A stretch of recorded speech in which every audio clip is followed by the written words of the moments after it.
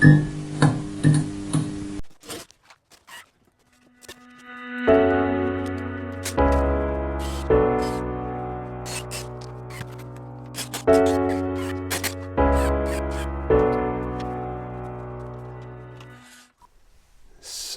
this is how it looks now with this sort of cladded front, which I really like, and this is sort of what it was before, and I'm going to cover this whole bit in the same cladding.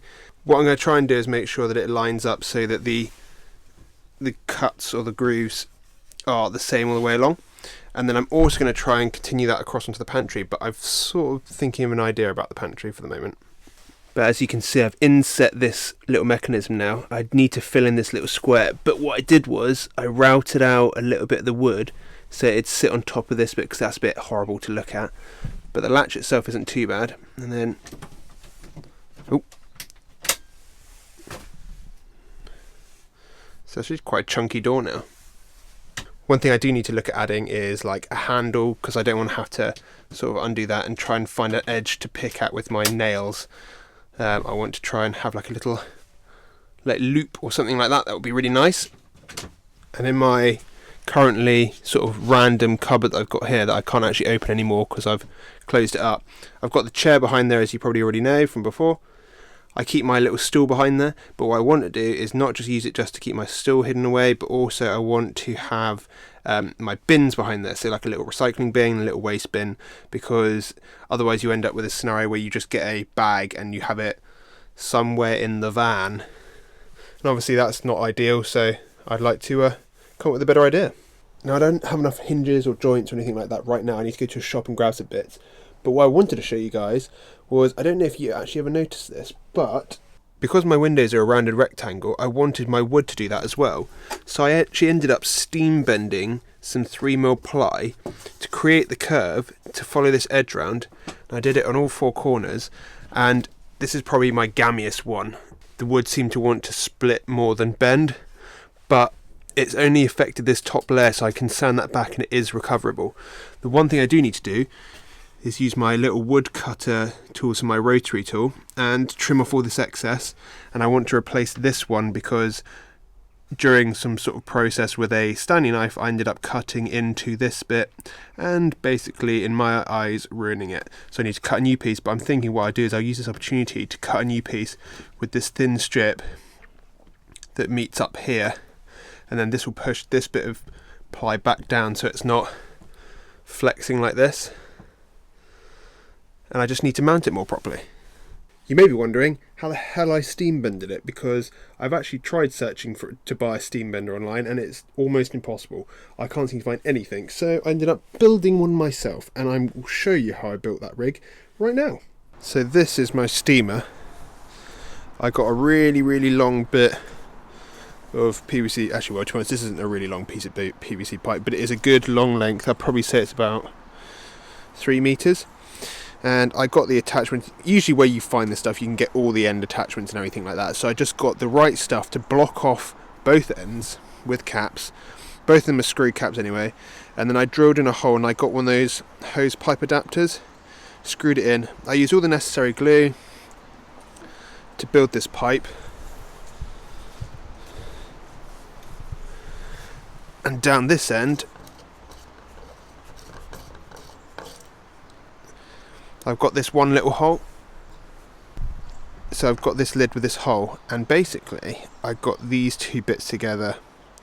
They are literally little bits that I had lying around in my workshop, so I know this isn't going to necessarily be the easiest thing for everyone to build, but these are just some random bolts that I had a hole through, bits of blocks. Doesn't mean that you have to have these bits to do this, but then all I did was I got a wallpaper steamer, and it has, the reason I chose this bolt was because it has the right thread size for this end to screw on, and then that end screws on to there.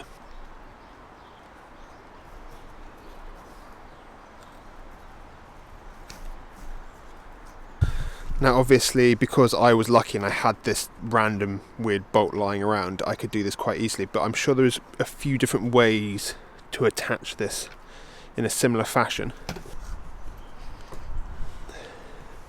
So that's now attached. So I can put my wood in there, turn on the old steamer, and then just let it do its job, and then it steams the wood.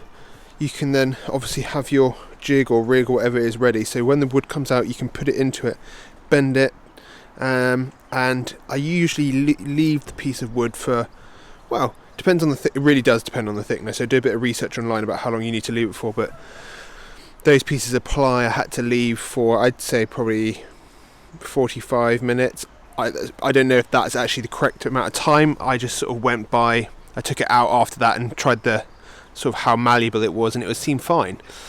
One thing to remember is that I've made this out of PVC pipe, which I have seen a few DIY people do before, but if you could see that it like is proper bowed, and that's because I had it resting on this table like it is now, and over time this just got super soft, this tube got super soft and it bent over the table like that. My best advice would be just to lie this down on the ground so it's completely, all the whole tube is on flat surface, and then hopefully even when it gets a bit malleable and soft it won't deform.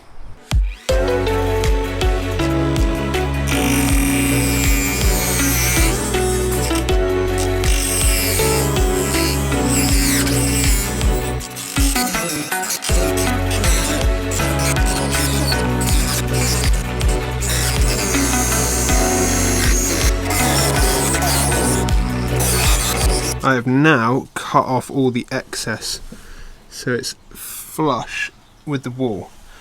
It does still need a really good sanding, but that's the majority of the work done. And then obviously I just need to sort of sand out these sort of weird bubbling rough areas.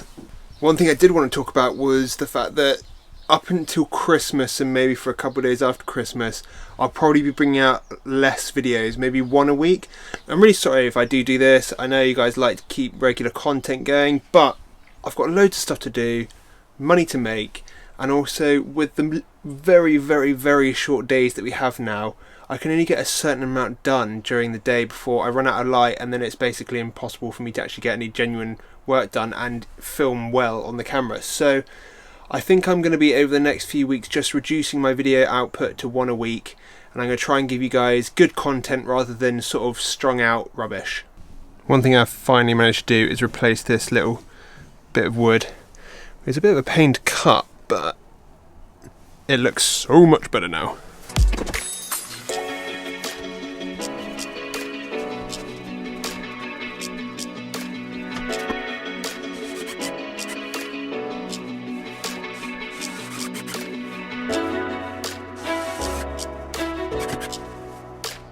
It's just at the point before it starts to get dark, so I'm afraid I'm going to have to call it for today, and I'm going to have to pick up next week. But thank you so much for watching my DIY Nomads. I'll catch you guys next week.